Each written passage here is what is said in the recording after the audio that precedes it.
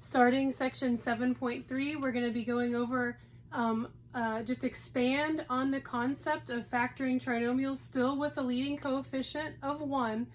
But now we're going to find a GCF first and pull that out and then factor it. So we're just combining two of the concepts that we've learned in 7.1 and 7.2, putting them together to factor a trinomial completely. So our first example of a trinomial, we have 12s squared plus 24s plus 12. So if I look at each of these terms, I can see I can pull something out, so I'm not dealing with these big numbers, because you can divide 12 by 12, you can divide 24 by 12, and you can divide 12 by 12. So we can actually factor out a GCF of 12, correct? So after we factor out a GCF of 12, what do we have left over? We have left over s squared plus 2s plus 1, correct? So have we factored that trinomial completely? No, all we did was pull out a GCF, and that's something that we want to keep in mind. Just like we don't want to forget about combining like terms, we want to remember that what can we do to this equation or this expression to simplify it. So always look to see if there can be terms combined. Always look to see if there's a GCF. So in this one there is a GCF of 12, we pulled it out, but we're still left with a trinomial, and our goal is to factor the trinomial. So we're just going to go ahead and pull the 12 down. Make sure I write that so you can see it. And our goal is to get this trinomial factored using the method that we just learned in section 7.2.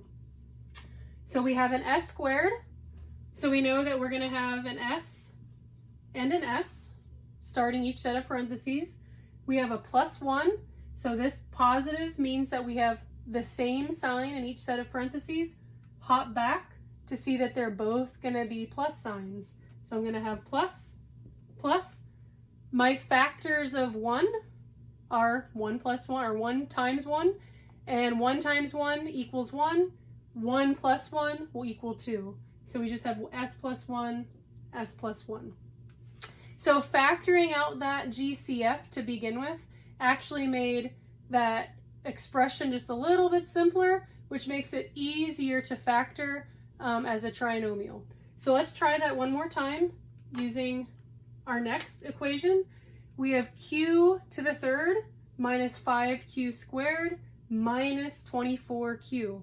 So if I look, I see that I don't really have a coefficient that I can factor out, because this is a 1, this is a 5, those are both prime, and 5 doesn't go into 24.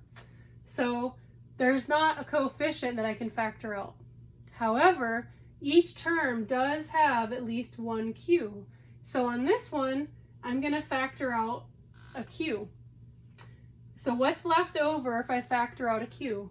Instead of having q cubed, I would have q squared minus 5q minus 24.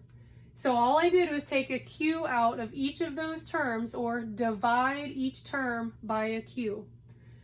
So is this trinomial factored? We took a GCF out, but it's still not factored completely. So we just did the first part of it. So the second part, we want to bring down our GCF, and we're going to make sure that we get our two sets of parentheses set up.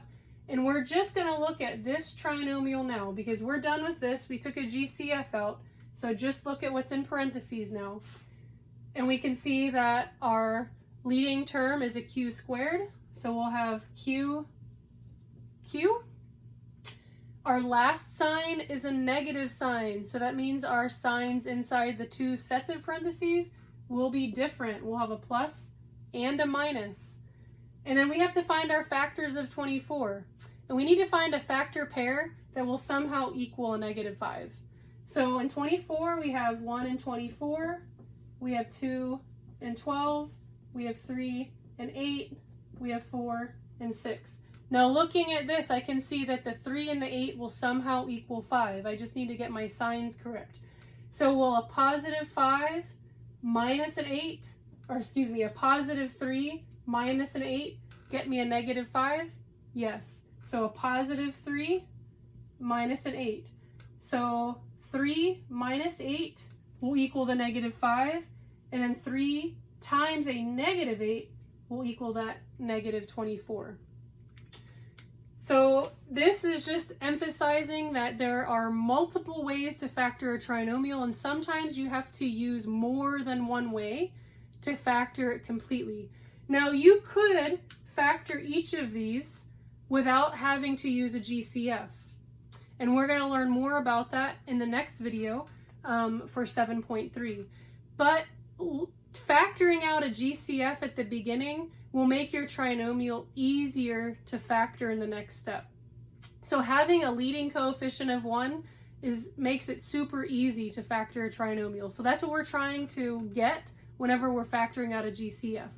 So just keep in mind, whenever you're looking at trinomials, see if there's a GCF that you can factor out first to simplify that expression just a little bit.